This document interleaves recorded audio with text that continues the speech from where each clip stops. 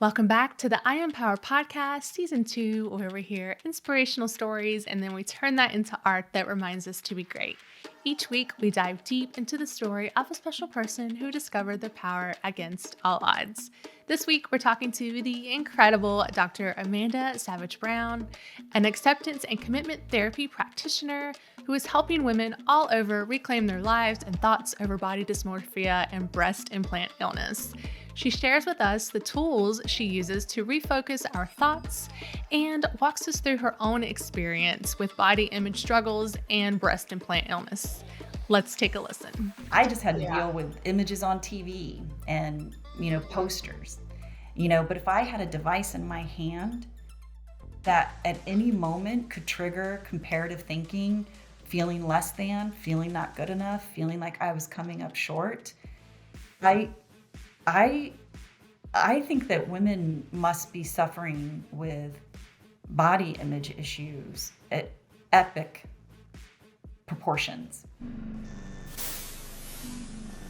Okay, welcome to the show. I have with me Dr. Amanda Savage Brown, who is a acceptance and commitment therapy practitioner. Thank you for having me. Yes, I'm so excited to get to talk to you. You have an incredible story that I think so many people definitely need to hear, and I know that so many people are probably going to be able to connect with that. So introduce yourself. Tell me a little bit about you. Well, again, thanks for having me. I'm excited to be here. I have been, I've lived a pretty interesting life so far. This is my second career, but I consider it my life's calling. And we'll probably kind of get into that a little bit more, Yes. What was up with that first decision. So I love science. Science is, very much at the core of my heart. And I went off and pursued a degree of PhD in genetics, human genetics, and I've just always worked on women's wellness issues. I was in public health for a long time, working on issues related to women's health and well-being. And the whole time I just knew, I felt very much inside me that I had kind of made that choice, not of my own. And so I finally gave myself permission and went back to graduate school, and now I'm a psychotherapist. And for a long time, and I'm so happy as a psychotherapist doing acceptance and commitment therapy, which we call ACT as a word, not the letters. Being an ACT practitioner has really changed my life. I think it's changed my clients' lives and their families' lives. And so all of that's been wonderful. And for a while, I kind of would look back on my life and think it didn't really make sense in some ways. But then, in recent years, I would say probably in the last 4 years, like my life, the whole journey I've been on just makes sense to me now. So I don't know how much more you want me to go into. Yeah, so I love that. So tell me what is an acceptance and commitment therapy practitioner? I did a little research on my own, so I know we met on Instagram. So I always like to tell everyone where I find my guests. So we met on Instagram, and I was looking at your page, and it also said psychotherapist. And so I had to Google that because I know there's a lot of different names for different doctors that do, I'm assuming, you can correct me if I'm wrong, mental health. Mm-hmm. So tell me what it is that you do. Yeah. So an acceptance. So I'm actually in the mental health field. I'm what's called a licensed clinical social worker. So, and you're right. Okay. There's probably, I don't even know, maybe, I don't want to overstate it, but there's probably 5 or 6 very, very common degrees that people can get so that they're actually working with clients in a clinical way, right? So there's the psychiatrists, and they prescribe medicine. Medicine.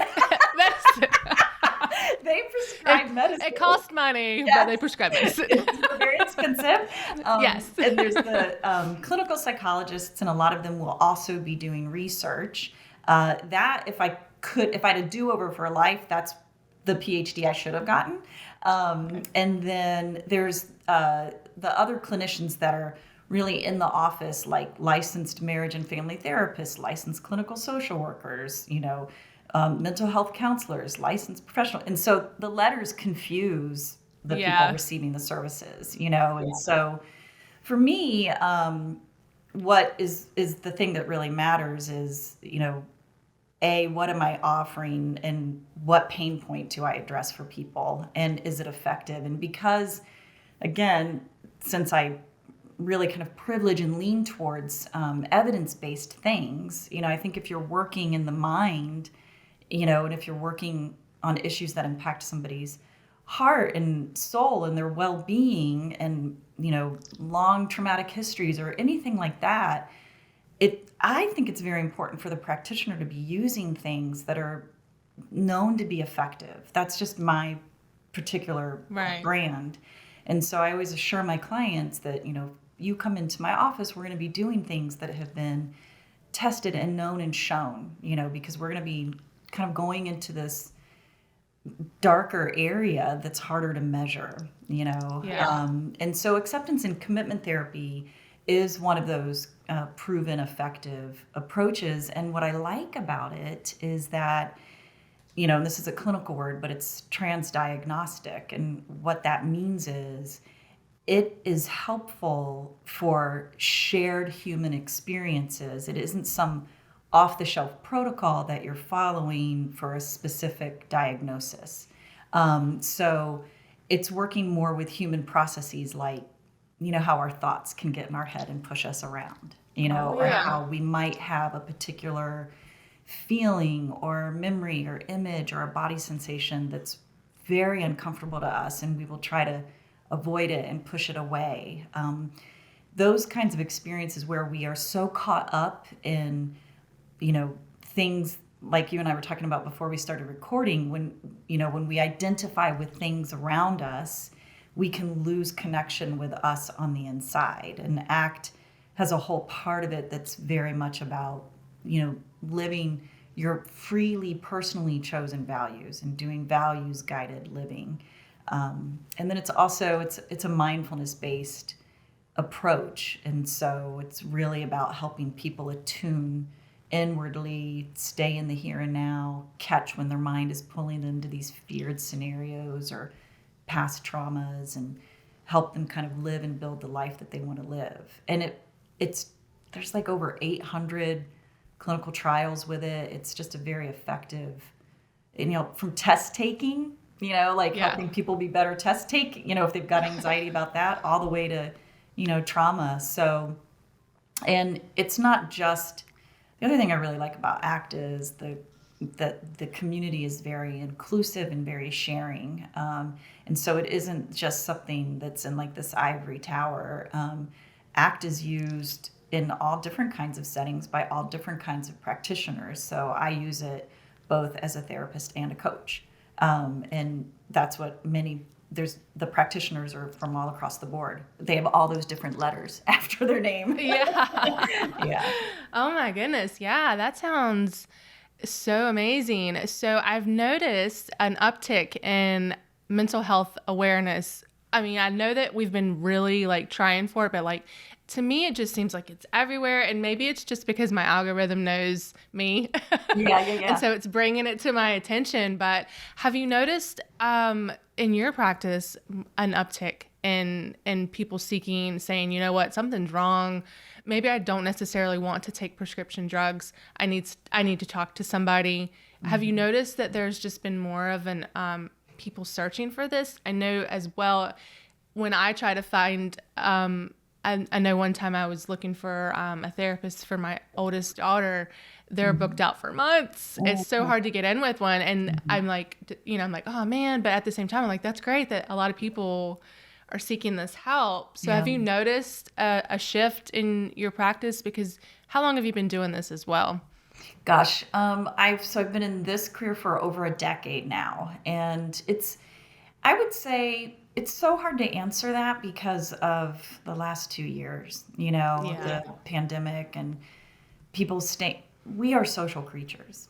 We're wired for connection, and the last 2 years have just been a perfect storm, not just from the social distancing and all of that, but also just that the amount of division that is all around us in all of our societies. And so I think that a lot of people are feeling that distress and feeling Yeah. that disconnection and isolation. And um, so it would be interesting to ask that question, 2 years ago, Yeah. and to be able to talk about that. But I do think that you're right. There's this big push to recognize that, recognize that humans are we're whole beings, Yeah. and everybody always kind of prioritizes or privileges the thinking self, the physical self. And there's so much more to us. There's this whole feeling part of us, and we have to take care of all of it. And so to just say, I just think people are starting to recognize that we need to normalize and validate taking care of us inside and out. There's always been this external focus and almost like an image oriented focus. And, that isn't working. Yeah. I mean, that makes sense. I think, probably. I know that we talked about before. I'm a millennial, so I know that I have experienced some body image shift. And then when you said about the photograph, it brought that to my attention and like back to my mind of thinking of how body image in a photograph when I was growing up was popular. I think Kate Moss, really thin, Paris Hilton, very thin, long features were popular. And then we're moving into the generation that we are now, and you're hearing about lip fillers and cheek fillers and Brazilian butt lifts and breast implants and things like that. I mean, and now we're at the very curvy point, and I know that like history repeats itself. So a lot of these trends of body image, we are in, repetition of that. So you have a personal story with body image that I'm really excited to dive into because I think it's a beautiful story. Again, I personally can connect with that on different levels, and so, and especially as a doctor, a therapist, I just think I want to hear your story. Like I feel like I'm getting caught up on my words here because it's just I read your blog, it's beautiful. So tell me about your personal experience with body image and how that, as someone of your degree, has experienced this in a different level. Yeah. So thank you for all of that. And I think it's that, we're just recycling the same story that women have had on this planet for, forever. And I'm going to kind of talk metaphorically for a moment first, and then I'll get into it. But I always think, like, how different would our lives be if we were more like how birds are, and I don't know if you know anything about birds, but in that species, the females are, just kind of drab. They're not the colorful one, and they just kind of sit around, and then a male bird is like vibrantly colored, and he's doing all this work and all this dancing and all this like showing off because he's trying to show her that he's healthy, vibrant, and a good potential mate. And I always think, wow, we literally are completely the opposite. We're the ones that are coloring ourselves up and doing all of this stuff. And obviously I'm when I say the word patriarchy, I mean in the sense that, between the male and the female on the planet, that Right. the patriarchy is which one has the power and what do you need to do to stay safe? What do you need to do to belong? What do you need to do to be valued? Right. And so I think that, you're talking about the images that you saw that were communicating to your mind that was a way to be safe, to belong. And that was, that thin kind of Paris Hilton, Kate Moss look, and now Gen Z is growing up with this very, very curvy, voluptuous image that's, not actually really naturally obtainable. In my generation, I consider Gen X to be the generation we grew up with the Pamela Anderson, Baywatch, Mm-hmm. and that's when breast implants were really kind of really taking off in popularity, and so we all grow up in this breast obsessed, body obsessed, appearance oriented society, and because we aren't birds, that comes into our minds, and really those become deeply, deeply embedded beliefs, deeply, deeply embedded rules that we must follow. If I am to be worthy, I must look like whatever it is at that time. Right. If I am to be safe, if I am to belong, I must, so, and different minds will latch on to different things. I, I will not be valuable unless I have breasts. I'll lose value and worth if I'm not thin, whatever it is. And it's a complex thing that determines what the mind latches onto.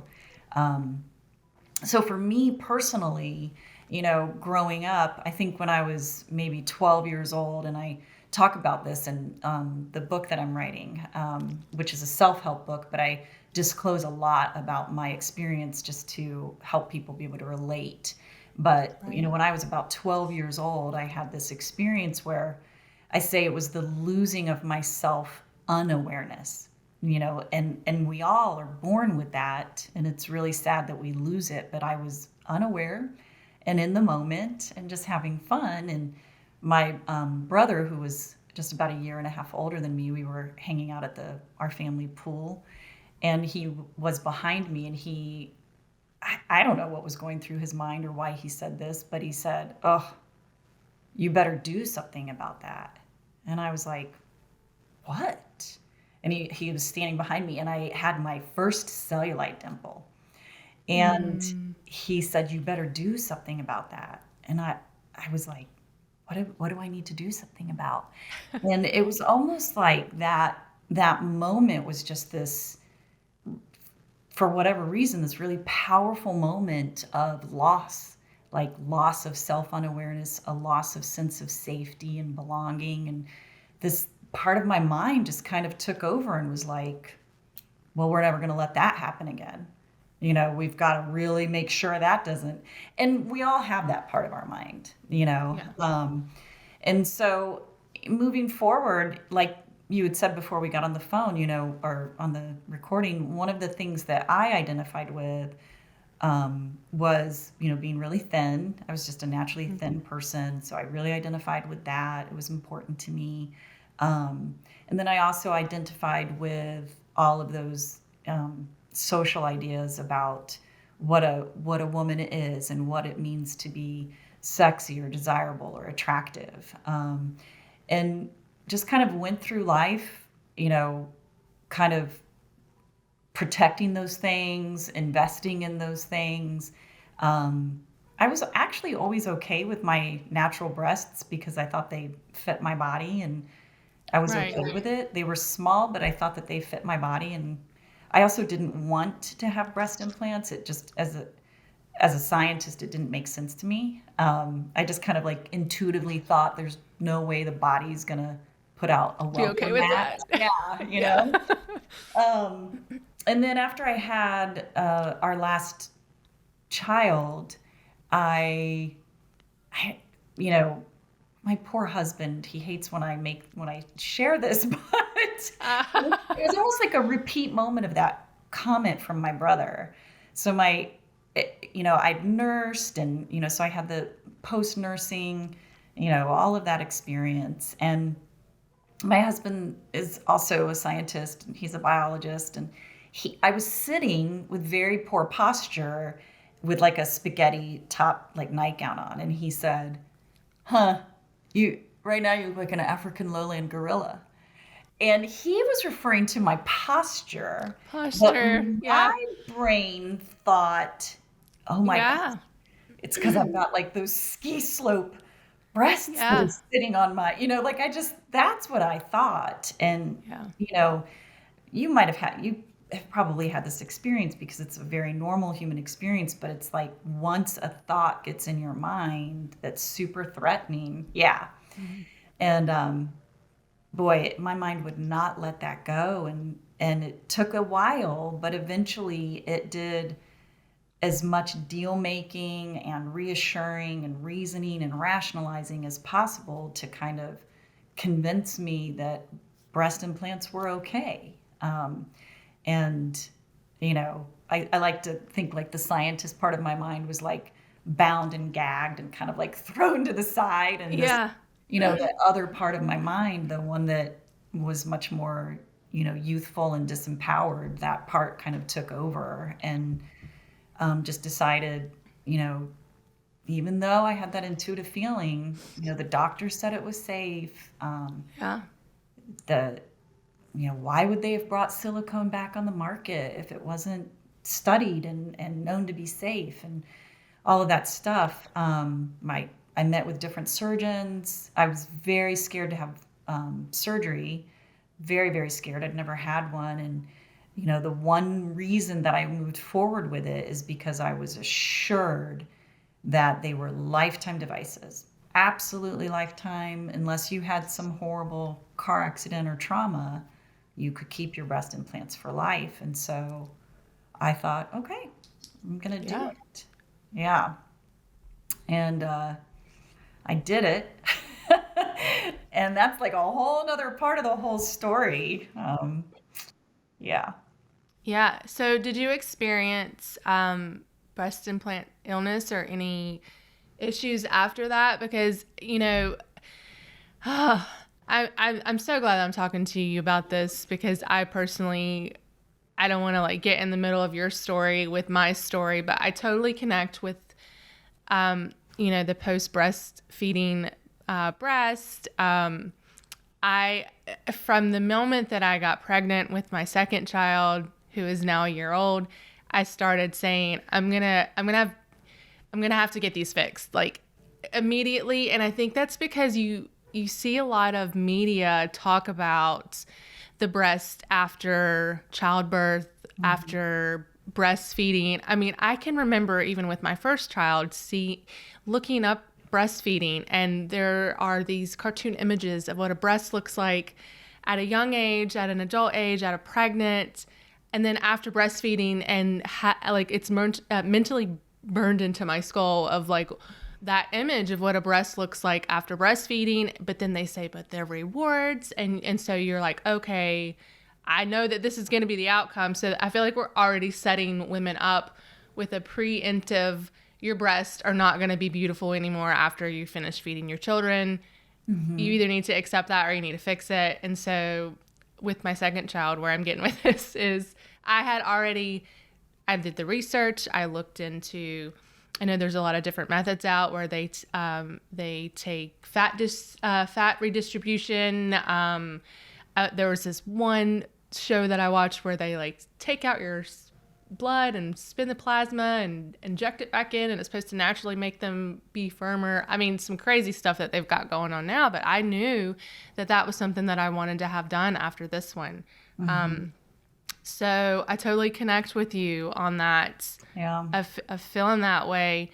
But the breast, I follow a girl on my personal Instagram account who explanted, and this was years ago when she explanted, and she talked about it, and she lost a lot of followers after she removed her breast and got a lot of hate from removing it from women and men, which completely surprises me. But she had autoimmune issues Oh, yeah. that were linked to her breast implants. And Mhm. so tell me about your experience after. So you did it. You decided to have them done. Mhm. Um, Tell Mhm. me about your experience after having them done. So yeah, and really quick, I want to loop back and just honor what you were saying Yeah. about looking at those images and how you knew you wanted to fix it, right? And it goes back to this whole there's this belief, this idea, this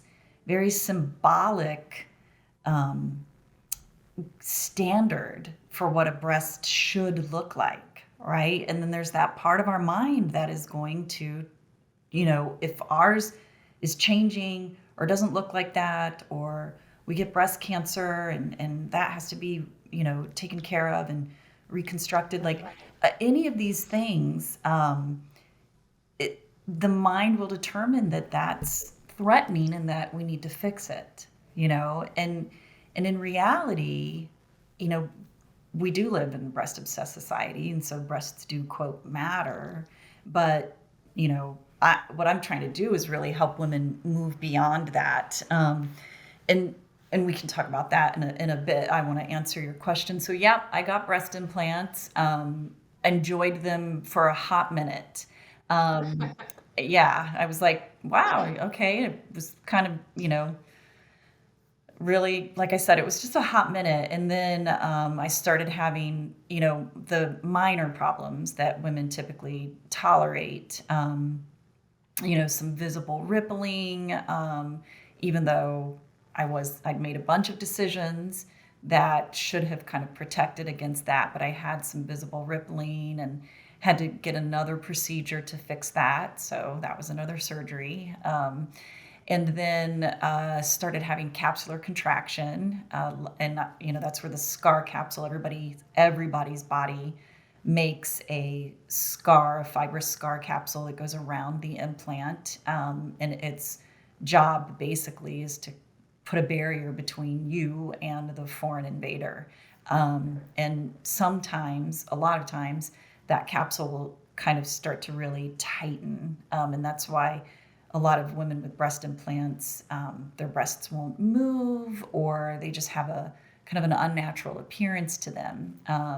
So I had all kinds of things going on. My breasts were freezing cold. And when I talk with women about that who have breast implants, it's this very common thing that is just not really discussed, but it is your breasts, for some women, they can be freezing cold, like your body just can't warm them up. And so it's this very unnatural thing. So my breasts were good to look at, but they didn't move. They were hypersensitive.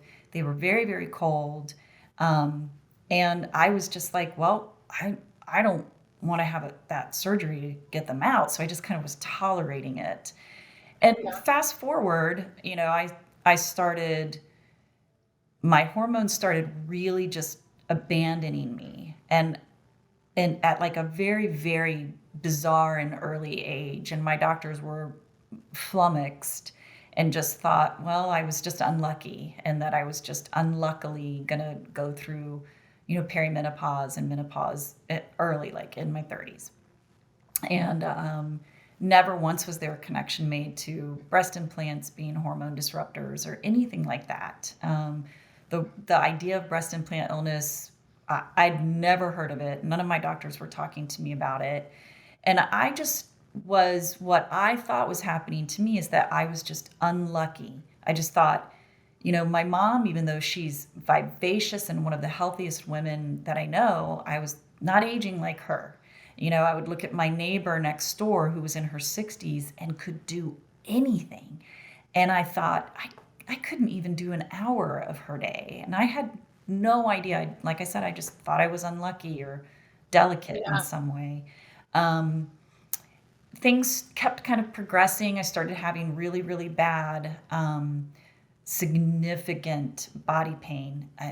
And this was, just the biggest deal in my life, like trying to pursue how to take care of that pain and how to alleviate it. And it became, it's actually hard for me to talk about. I get really emotional about it because it turned into a disability. It was impacting so many things for me. I was being diagnosed with things like peripheral neuropathy. I was on a wait list to see a specialist. And again, never in a million years connected any of this to what was going on in my body. And my body was really fighting my implants and desperately trying to keep me safe from them. And that was its job. It was doing that. That's what it cared about. And all that other stuff that I was going through was the way I see it is it was a byproduct of my body kind of having to prioritize it. I call it the battle against the bags. It had to prioritize that. and all the other stuff was like just this aftermath. And so in 2018, I got a mammogram, one of my regular mammograms, and a couple of months later, I was in different lighting in a different place. I was trying on a shirt, and I noticed a sudden, like just a very noticeable shape change in one of my breasts. And I thought, that is crazy. And at that point, they were 12 years old. Um, and I just kind of had like a knowing, just like something's really wrong with this implant and with my really tight capsular contraction. I thought, I wonder if it ruptured and if my capsular contraction is kind of distorting it. And so I went to meet with a bunch of doctors. At this point, I was not on Facebook, not on Instagram. I still at this point didn't know anything about breast implant illness. So I made appointments to go see doctors, and the doctors were like, don't believe what you, because I said I would like to get these removed. Can we talk about that? And they just were like, Yeah. you want to get your implants taken out? And I was like, yep. They've just kind of been nothing but problems for me, and I don't want to age with them. And, I feel really like a fraud in my work with women, and I just want to get them out. And I met with several doctors, and they were all like, you can't believe what you read on social media. And I thought, what are they referring to? And I would let them know I haven't read anything on social media. I'm not Yeah. on social I'm media. not on it. I didn't, and I thought to myself, what are they talking about? Because what if I was coming in with whatever this experience is, and they're being this dismissive? And I started to Right. get very concerned about women with breast implants in their bodies who were identifying with that experience. And I started thinking something is really going on here.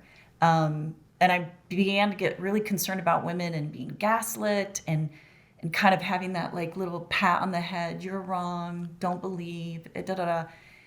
And I eventually found a surgeon and got my surgery scheduled. And as fate would have it, something happened in my daughter's life that forced me to get a Facebook account. Like I had to do it. I didn't want to do it. Yeah. I'd had one years ago, and it was a poor fit for me. And so, I was like, okay, I'm going to get it. I got to get this Facebook account. And while I'm at it, I'm going to try to figure out what these doctors were talking about. And so like most women, when you find out about breast implant illness, it can be a powerful experience for you. For me, my mind, like I didn't want to hope that all the suffering that I'd gone through was related to implants, because the pain and the disability that I was in, I really wanted to guard against like getting my hopes up. And Right. so I just thought, well, if I feel better at all getting my implants out, that's great. But I didn't want to like go too far into hoping for that. So Right. I went and got my implants taken out. And gosh, that was a life-changing experience for me, especially being, a women's wellness expert, a self-acceptance expert, somebody who I all I do day in, day out is help women reclaim their bodies and their minds. That's what I do. And, me getting my implants out, I really had to confront those deeply ingrained beliefs that we were talking about earlier. And I really had to confront, this bizarre feeling that was coming up inside of me. And, I'm just going to be honest. I had these bizarre thoughts and feelings like, well, I'm going to have to work so much harder once my breast implants are removed. I'm going to have to work harder at, um, you know, being doing things to belong, to be of value. I noticed this thinking that was going on in my mind. And part of me didn't identify with that thinking, but that thinking was there nonetheless. And it was a very interesting experience for me because there was like the current me, the me that had the perspectives and the inner skills. And then there was this like I said, this very old, familiar, deeply ingrained kind of thinking. And the volume on that older, unhelpful thinking was just, it was getting louder and louder the closer I got to explant. And I really started worrying about women. I was like, if I'm going through this, you know, of these two minds, and having all of this, like I said, these inner skills and this awareness and all of these practices and all of this evidence-based approaches to help me manage it, what is it like to go through it if you can't catch that thinking, or you notice the thinking and it's just really dominating you and leading to suffering? And I joined a couple of Facebook groups, and I saw what it was. My worst fear was this tremendous amount of suffering for women, just tremendous in terms of inner suffering, the anxiety over how am I going to look. I saw women being abandoned by their partners because they were removing their breast implants. So I started noticing all of this inner suffering that was going on. I mean, the surgery itself is a big deal, but there's a lot of mental adjustments that have to go on. For me, once I got my breast implants removed, it was a very interesting experience because it felt like a homecoming. It felt like, I remember this. This is the way that I am supposed to look. This is my natural aesthetic. So it was a very positive experience for me. And at the same time, there was also that like visual and mental adjustment to the loss as well. I'd spent the last 12 years looking a certain way and having a certain view. And it was very, very different. And there's a mental adjustment that has to happen, an emotional adjustment. And like I said, those deeply ingrained, long ago learned beliefs that kind of drive us onto the implant table, those are the ones that you were talking about pushing you around, when you were pregnant the second time and you were planning what you were going to do about it. Those deeply ingrained beliefs, they don't get taken out of your head just because you explant. Mm-hmm. You know what I mean? Explant gets rid of the implants. It doesn't get rid of those unhelpful beliefs. And so the aftermath, like I was saying, what I see is, a lot of women are really, really happy after we explant. I certainly am. I have no regrets over it at all. And yet there is also the fact that you move forward in a society that is breast obsessed, it's body fixated, it's appearance oriented, and watching all of this play out, I started thinking to myself, I really want to help. I really want to help women be able to approach, if you have implants in your body, what we now know is they are absolutely not lifetime devices, period. They also have not been appropriately studied, unlike we thought and we hoped. And they're not problem-free devices. They're just not. And so, there's a saying in, the communities that are aware of these problems that it's not a question of if you will have problems, but when, And so for me, the way that I see it is, there's millions and millions and millions of women on the planet right now with breast implants in their body. And the vast majority are at some point going to have to choose to replace or remove. And I'm not here to bang a drum and tell women what to do, but I do very much want to help women be in the driver's seat of that decision, not these beliefs that have been pushing us around our whole life and the generations before us and the generations before them.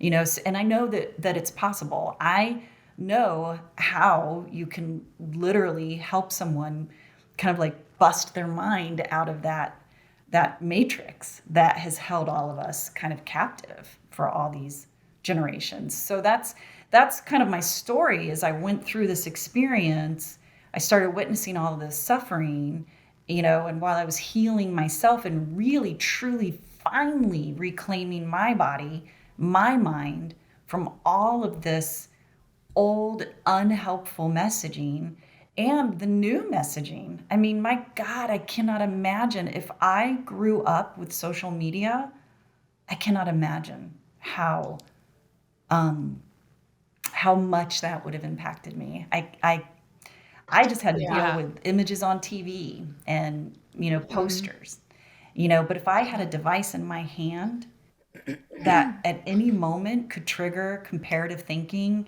feeling less than, feeling not good enough, feeling like I was coming up short. I I I think that women must be suffering with body image issues at epic proportions, you know. And like we talked before we started recording, I said I'm a huge fan of millennials. One of the reasons that I'm a huge fan of them is because so many are really, even though, all the targeting, the predatory marketing and all of that has escalated towards women, there's a whole group of, millennials and my generation as well, but there's so many women that are standing up and saying, no, we're not about that. We don't have to measure ourselves by that. And I want to be part of that and I want to amplify that awareness, but I also want to give women like actual skills and tools that they can do so that they can start to look at the way that they think, choose if they want to follow it or not, and make decisions based on their personal, freely chosen values, not socially derived ones. Yeah. I mean, everything that you're saying, like, I feel like I could talk to you for hours. The growing up with social media, I say it all the time too. I'm so glad that I didn't have access to, tell my 10-year-old daughter when she's grounded from, her phone and the TV. And I'm like, I didn't have any of this at your age. Yeah. So when I didn't, so find something to do that doesn't involve electronics. But where I'm getting with that is she, at 10 years old, she's a very thin, very straight, pre-pubescent child with no curves and has already started making comments here and there about wishing that she had that so and so is the same age and she has curves. Mm-hmm. And so not only am I dealing with my own personal, you know, toxic thing that's in my head that wants to, rear its ugly head every now and then, I have my daughter that I have to think about too. Yeah, And for absolutely. me, that was one of the reasons why I chose not to get, along with the science behind the dangers of it. Of course, the dangers are very scary, and I think that needs to be brought to attention. So I do want to talk about that too with the doctors. But I felt like if I got breast implants or anything to alter my body, that my daughter would see that and she would say, well, if mom doesn't like her body, then I'm not supposed to like my body. Mhm. I can fix the things that I don't like because mom's doing it. Mhm. And so, that's one of the things that I have to really, put myself on the back burner a lot and be a good example for my daughter because I don't want her to grow up. She's already got the media in her face all the time. I don't want her to get it from home too. And so we try to reiterate that everybody's body is different. It's built differently. We all develop differently at different paces. But then again, too, like you said, with the internet and things are in our face all the time. I mean, even just as simple as the filters that Yeah. are on Instagram and Snapchat and Facebook, Mhm. and just the ones you can download. And I feel like I have an eye for it, and I'm seeing where parents are on my Facebook are filtering their children in Mhm. their photos. And I'm like, why are you filtering your kid? Like, Yeah, yeah, I know. it's one thing to filter yourself, but if you're filtering your child, like what? Just feel like this body dysmorphia for women. I know that men do struggle with self-image, but I just want to reiterate that with the women community, like Yeah. it's running Yeah. rampant, and it breaks my heart. Yeah. It really It does. yeah, it really concerns me because Humans, there's the part of our mind that we are conditioned to follow is the problem solving part of our mind, right? That's the part of our mind that keeps us alive. That's the part of our mind that gets things done. If there's a kitchen fire, your problem solving part of mind is like, well, we got to get this put out. Is this an extinguisher? Do I need to 911? Do I need to and and it gets the fire put out. And so we're used to following that part of our mind. It's the part of our mind that is developed and celebrated all throughout the education system, right? And so if you have that part of your mind that's just, if you follow its output and you're very beholden to it and it serves you well, it does the same thing with your body, and depending on what it's learned, it will try to problem solve that for you, and so, there are cultures on this planet that would never in a million years view breasts as a sexualized thing that need to be fixed after breastfeeding ever.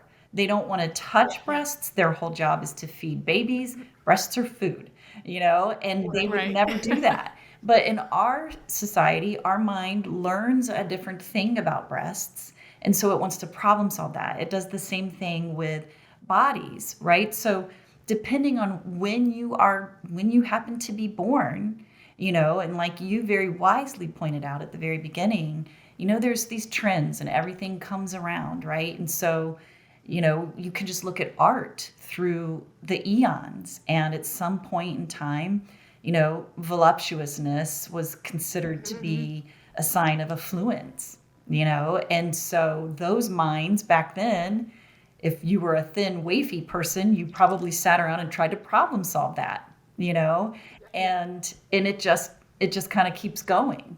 And the bottom line is that unfortunately for the modern human, unlike eons ago, the modern human is exposed to everything like we were talking about in the palm of our hand, and you can see endless things that your mind is going to say, see, look, you can fix it, you can fix it, you can fix it. See, look how short you're coming up against this standard, and unfortunately for the modern human, we live in a time where there's all of these options for, problem solving.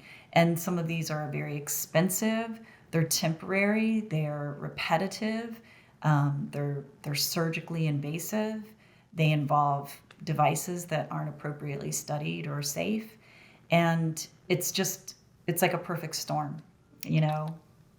And the other thing I Yeah. wanted to follow up with, that you said, because it's such a great example, Jessica, of somebody making a choice based on their values, and you're doing it right now. Like you're making a choice based on the values that you hold, the kind of mother that you want to be. You're saying, I am not going to follow my problem solving mind. I'm going to follow my values, and I'm going to make this decision, even though I have to open up to, whatever goes through your mind and your heart around it, which typically really all boils down to, in some way, we feel less than, we feel like we aren't good enough for whatever it is. And so you're opening up to whatever your mind tells you around that story, and you're making room for that in service of the values that you hold about being a mom, and that's beautiful, you know. Well, thank you. I mean, it's an everyday, it's Ongoing. definitely a journey. It's an ongoing journey Yeah. because, and I know that you mentioned before about the intrusive thoughts of, when you're looking in the mirror and you're like, oh, I just don't like the way that I look. And, I think it is important that we realize that, when you fix one thing, I feel like sometimes we will try to find another thing that needs to be Oh fixed. yeah. And then it's a constant search for perfection. Yeah. I had a friend on Facebook reach out to me the other day. This was actually right after I had aired Cassandra's episode, who had battled breast implant illness as well. And she said, would you fix your midsection first, or would you fix your face first? She made a post. If you could, the post was, if would you rather have a good-looking face and a not-so-good-looking body, or a good-looking body and a not-so-good-looking face? And, I just commented, I feel like it was clickbait, and I got inadvertently drug into this into this trick. And so I said, well, how unfortunate are we talking about the face? Just being lighthearted about it. And she reaches out to me, and she sends me photos of herself and goes, which would you fix, the face or the body? And I said, have you been hacked? Like, this is what's going on here? And she's like, no, I've not been hacked. I've looked into it. I've got prices on it. Which would you fix first? And my response is, I am 100% for doing things that make you feel good. And if it's going to help you, do it. But I think the important thing is that we fix the mind first. We need to make sure that there's not something that's going on internally before you want to start cutting on your body.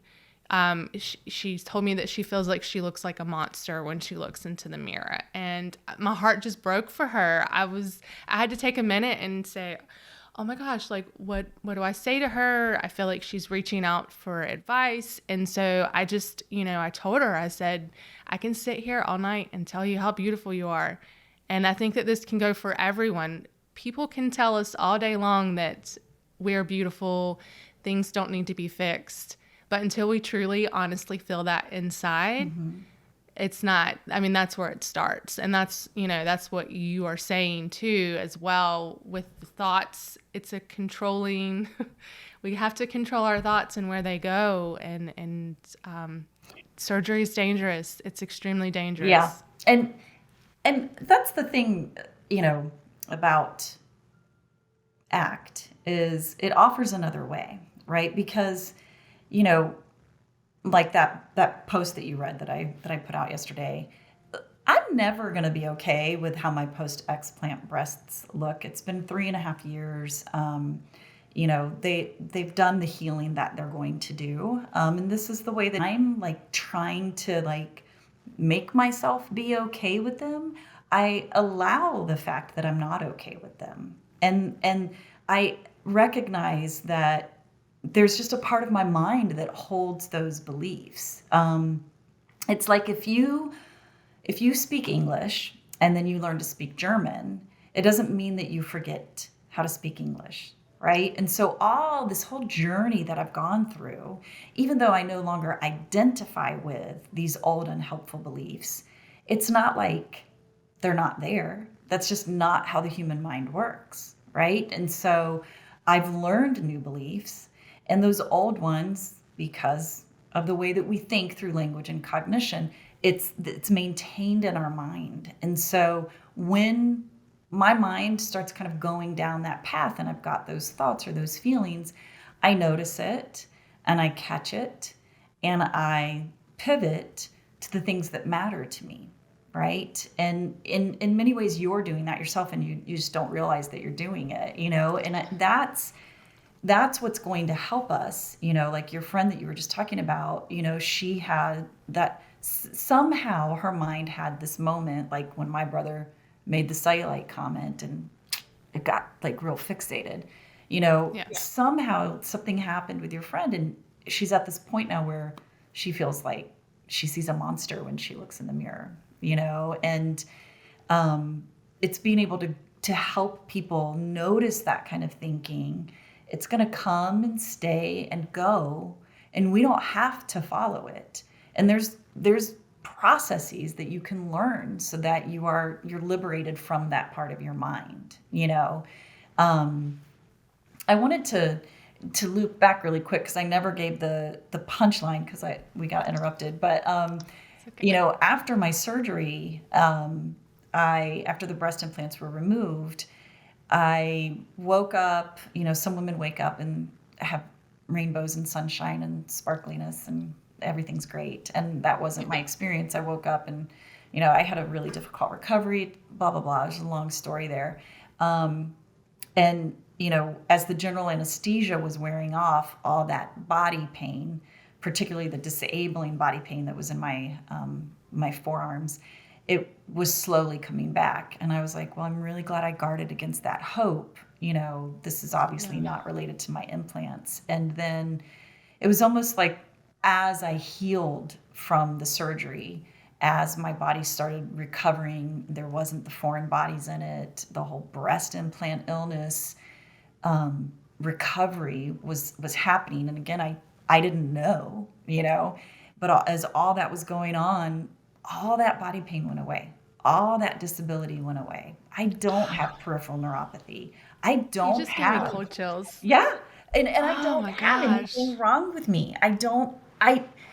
I should have brought down here. I have a collection of body braces and sleeves and things that you do really I looked like Anakin Skywalker turning into Darth Vader. Like I had to Oh wrap my and compress gosh. so many parts of my body. And I found that basket the other day and I was like, unbelievable. I just thought I was breaking down and that was just my lot in life.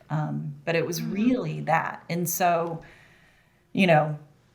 it is very real. We don't understand completely the the disease progression. There's a lot of variability from person to person, and I'm sure that the science is going to catch up. And we're going to understand it over time, which is exciting, and I think it's going to happen. You know, hopefully soon. But I just think it's very important, and I'm glad to be part of the effort to help women be aware that, if you have breast implants in your body and you have health issues, it's super important to be curious and open to the possibility.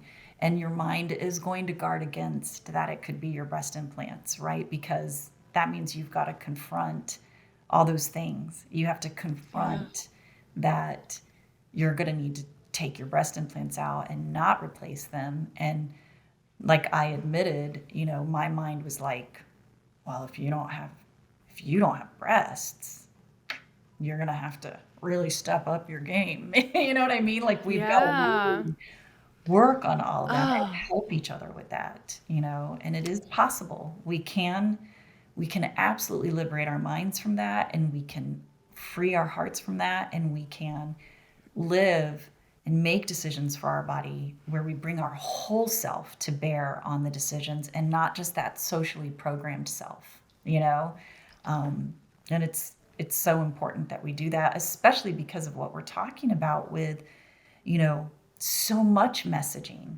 that it's so predatory what is being done and marketed. And you're right.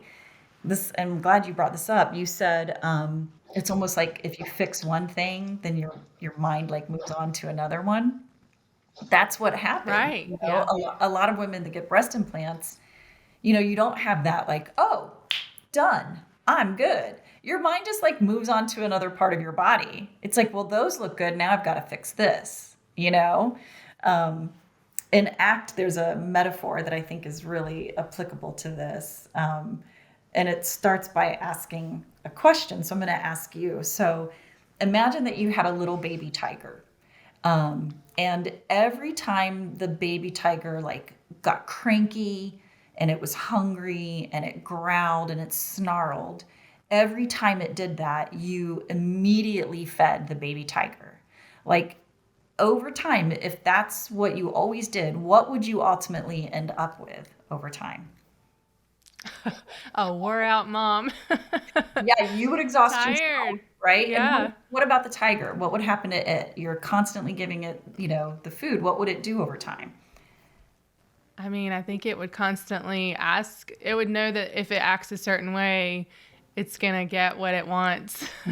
And absolutely. And it would grow into a really Oh, big, yeah. snarling, eat you alive tiger. Like that's what would happen. So, and that's what we're doing. we fix this thing, we address this thing, we use that problem solving mode of mind, to work on this part of our body. And then that part of your mind is like, and snarling and Yeah. growling, and you do it again and you do it again. And eventually you've just got this big, really overwhelming thing inside you, and it's kind of running the show. And like you said, it's exhausting, and your life becomes about appeasing that part of your mind rather than building a really meaningful life that you love, that you're passionate about living. Yeah. It makes so much sense to me what you're saying. It's just like this thing that just gets overwhelming and strong. Like I'm thinking as you're saying this, like so strong. And so it's like, how do you fight this tiger that I have fed every Yeah. time it asked for food? I've given it to him, and now it's completely like I'm almost debilitated because I can't control it. It's so large. Yeah. So, Right. And so part of the work is, how can we help, younger women, and how can we help, well, anyone really, how can you help yeah. somebody, you know, allow that discomfort, earlier on, and hear the snarling and hear the growling, and like not appease it, not amplify it. How can Yeah. and we can, there are inner skills where you can learn to let those things kind of, like I said, come, stay, and go on their own, while you're continuously following your heart like you are right now, in terms of making decisions about your body that are values guided, um, Yeah. yeah. Oh, I just want to like highlight the what you said, because that really touched me, of the realization for women who have undergone surgery to get breast implants. I'm sure you have this, like you said, moment of like feeling great, you feel great, and then when you start to have issues, and then the realization that you have to take them out, because you're probably thinking, and you can, correct me if I'm wrong, when you take them out, oh my gosh, they're probably gonna look worse than what they did before I put them, I put them Hmm. in. Hmm. So I just want to say that anyone who takes these steps to creating a healthier life for themselves, mentally and physically, who takes the steps to remove something like this, I mean, you have so much power and so much respect for me, because it's a beautiful thing that you're able to do this. And I know that there's probably a lot of women that don't have them removed because they never make that connection, or they don't feel strong enough to do this. But I just want to give you like an air hug, Aw, a virtual hug, air hug because back. it's be. I mean, Absolutely, yeah. and I know one of the things that stuck out to me in your blog was you don't have to love the way, or you don't have to like the way that they look, but loving your body and for what it does for you, and gives you, and protected you. It protected you through this, and loving your body is Yeah. different than liking what you see. And Yes. I Yeah. just think that's beautiful. Yeah. It's turning that concept. I like to think about, making love not necessarily a feeling, but a verb, an action. You know what I mean? And so I can be loving to my body. I can be loving to my post explant breasts. Um, I don't have to regard them and be like, looking good, girls. I don't have to do all Yeah. that stuff. I can be very loving to them. And in fact, I want to be, after everything that they've been through. It's like the least I can do, you know? Yeah. Yeah. And that's I how think I that's beautiful. that's my vision for everybody on these journeys, and kind of the approach that I use in working with women to help them reclaim their bodies and their minds. I use the kintsugi metaphor. And, my website has, the gold lines that go through the whole thing. And the idea is, with the kintsugi pottery repair, that they put their very best, they use gold to bring the pottery back together. And it's then stronger and it's radiant and it's more resilient than it was before whatever had harmed it.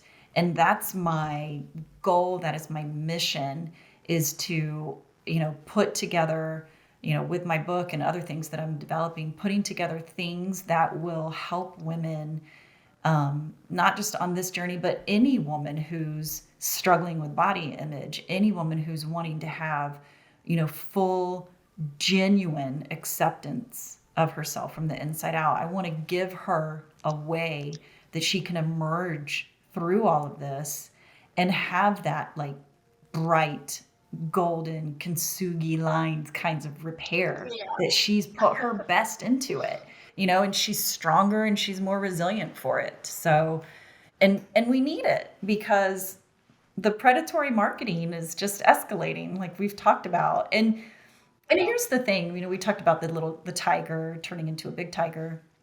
It's like over our life, what our mind is focusing on changes. So, when you're younger, we were talking about, a 10-year-old wondering about getting curves, and so when you're younger, you care very much about your body development and curves and all of that stuff. And then it just keeps going. And you were talking about that image that you saw of how breasts change over life. And, but what happens is hopefully you age, and wow, if that is an ism that is profound, right? Is ageism, right? And it's a youth obsessed society too. So I really want to be able to help women kind of go through living in this world that we're living in and be able to stay in charge of the decisions that they make for their life and for their body, throughout all, to weather all of that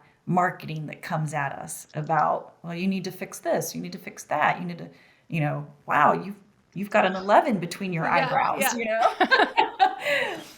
Yeah. Yeah. I seen a quote once that said that aging is a luxury. And I mean, it really hit me when I read that, because there are a lot of people that don't get that opportunity. So Yes. Yeah, exactly. you And should embrace it.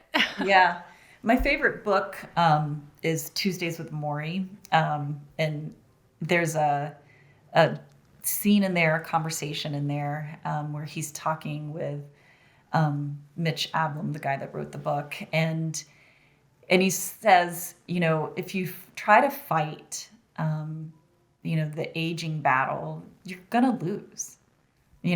Like you there's no way to beat it. And so if society gives you these rules that don't work, you don't have to follow them. And a lot of these rules that we're given don't work well for our holistic health and well-being, and it's a matter of empowering ourselves to be able to kind of be surrounded by all of this and just choose which things do help us to follow and to know the things that kind of lead you to those toxic pathways, Yeah. Yeah. Such a powerful message. Oh my goodness. I do have one question that I like to ask all of my guests. So we're going to jump right into that. We like to talk about stepping into our power and not thinking of that as a bad thing. How would you describe the type of power that you try to step into every day? For me, it's self-trust. And I know that sounds maybe a little different, but part of reclaiming myself, reclaiming my body, reclaiming my mind, it's going back to that moment when my brother said, you better do something about that. You better fix that. And it's staying like very grounded in myself and having my own back, and trusting myself and companioning myself. And, when you go through life, you're the only person that you're never going to leave, and you're the only person that you're never going to lose, and so being able to trust that I've got me, and you said you read my website or whatever. And so, on there, I talk about my story where, if you live your whole life very aware of others and people pleasing and praise seeking and perfectionism, if that's what you do, you become so attuned outside of you that you disconnect from yourself. So, stepping into my power is actually staying with myself, attuning inwardly, and having my own back, and reclaiming myself from having had that external vigil for decades and decades and decades, and I'm just learning how to keep myself safe and centered and strong from the inside, as opposed to always looking on the outside, seeing how I measure up and then trying to level up, Yeah. Such a powerful message. I want to thank you so much on behalf of us here at I Empower and everyone who heard your story and connected with it. I feel like I could talk to you forever, but I know you are a busy woman helping lots of people, so I am going to let you go. But thank you, Amanda, so Thank you much for for sharing having your me. story. Yeah, It's been thank incredible talking to you. Thank you guys so much for tuning in today. And I want to thank my guest again, Dr. Amanda, for sharing her incredible story of transformation with us. I'm going to link her social media and her website below so that you guys can give her a follow through her journey and also stay up to date for when that book is released. I know you guys are going to want to check it out. If you personally felt connected to the story and you would like to purchase one of the limited edition prints that goes along with it as your own reminder to step into your power, you can do so at our website at iempower.club. All print sales help us keep this mission going, and we appreciate all the support that you guys have given us. Also, don't forget to follow us on Instagram at iempowerclub and TikTok at